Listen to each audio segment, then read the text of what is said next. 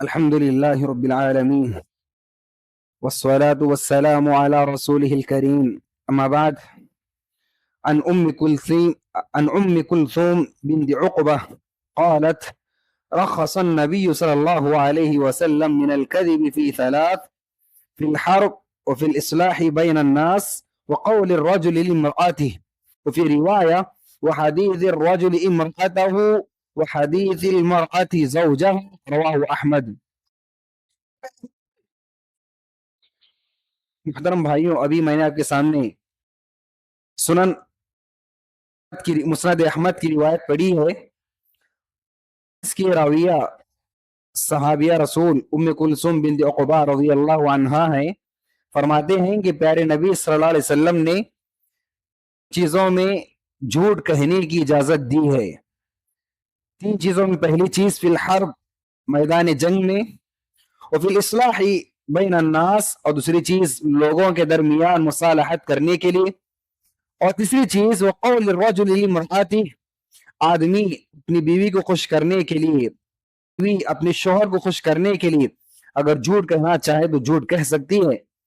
حضرت گرامی، اس سے پہلے احادیث اور آیات کی روشنی میں ہم نے یہ بات معلوم کی کہ جھوٹ کتنا بڑا گناہ ہے اور جھوٹ کی کتنے نقصانات ہیں. دین اسلام میں جھوٹ سے کس قدر روکا گیا ہے اور سچائی پر کس قدر ابھارا گیا ہے. لیکن ساتھ ہی میں زندگی میں چند ایسے مواقع آ جاتے ہیں جہاں پر انسان کو جھوٹ بولنا پڑتا ہے.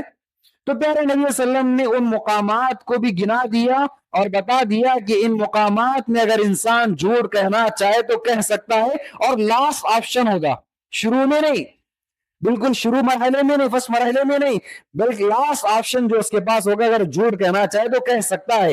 وہ 3 مراحل اور 3 جگہیں کیا ہیں؟ حضرت ام کلثوم فرماتے ہیں: فی الحرب، میدان جنگ میں. میدان جنگ میں مسلمان ہیں، سامنے دشمن ہے. جو میدان جنگ کا جو قائد ہے وہ کہتا ہے کہ ہم مغرب کی جانب سے دشمنوں پر حملہ کریں گے، مغرب کی جانب دشمنوں پر حملہ کریں گے.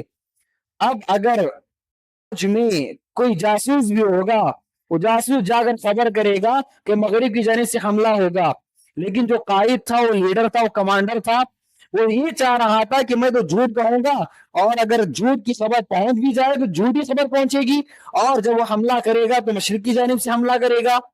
اس نے کہا تھا کہ ہم سورج زوال ہونے کے بعد حملہ کریں گے، لیکن وہ صبح سویرے حملہ کر دیتا ہے. اس طرح اگر انسان میدان جنگ میں جھوٹ سے کام لیتا ہے دشمن پر غلبہ پانے کے لیے تو میدان جنگ میں جھوٹ جائز ہے. اس لیے کہ پیارے نبی نے فرمایا کہ میدان جنگ میں جنگ یہ تو دھوکہ ہے، پر تو دھوکے بازی ہوگی دشمن پر غلبہ پانے کے لیے. تو میدان جنگ میں اگر انسان جھوٹ کہتا ہے تو جائز ہے.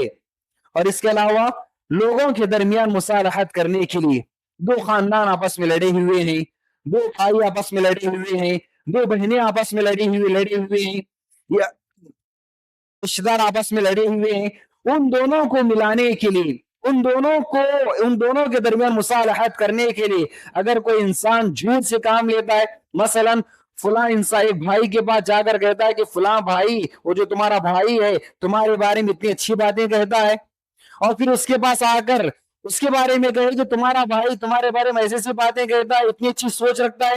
دونوں کے درمیان محبت پیدا کرنے کے لیے اچھے ارادے سے اگر انسان جھوٹ کہتا ہے اور لاسٹ آپشن وہی ہے تو انسان وہاں پر جھوٹ کہہ سکتا ہے، اس کی اجازت ہے. اور تیسرا مقام جہاں پر جھوٹ کہنا جائز ہے، شوہر اپنی بیوی کو خوش کرنا چاہ رہا ہے، کوئی آپشن موجود نہیں ہے، بس لاسٹ جھوٹ ہی کہہ سکتا ہے، تو انسان اپنی بیوی کو خوش کرنے کے لیے جھوٹ کہہ سکتا ہے کہ فلاں چیز دلا دوں گا، فلاں چیز لا کر دے دوں گا، فلاں کام کر دوں گا.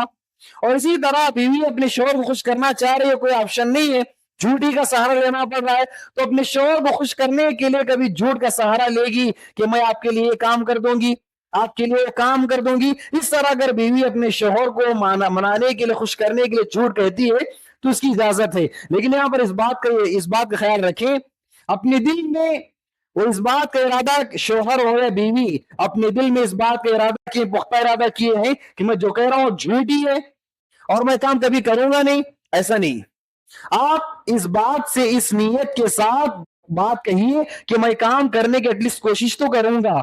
وہ بات نہیں ہو رہی، وہ کام نہیں ہو رہا ہے، وہاں پر وہ جھوٹ ہو جائے گا، لیکن آپ کی نیت پر آپ کو ثواب ملے گا اور یہاں پر گناہ نہیں لکھا جائے گا۔ تو حاضرین گرامی، یہ 3 مقامات ہیں جہاں پر انسان کو جھوٹ کہنے کی اجازت دی گئی ہے۔ اس کے علاوہ کسی بھی مقام پر نہ مذاق میں، نہ سنجیدگی میں، نہ کسی کو خوش کرنے کے لیے کسی بھی مقام میں جھوٹ کہنے کی اجازت نہیں ہے۔ اللہ رب العالمین سے دعا ہے کہ اللہ رب العالمین ہم تمام کو سچا بنائے اور جھوٹ سے ہم تمام کو دور رہنے کی توفیق عطا فرمائے۔ آمین۔ السلام علیکم ورحمۃ اللہ وبرکاتہ۔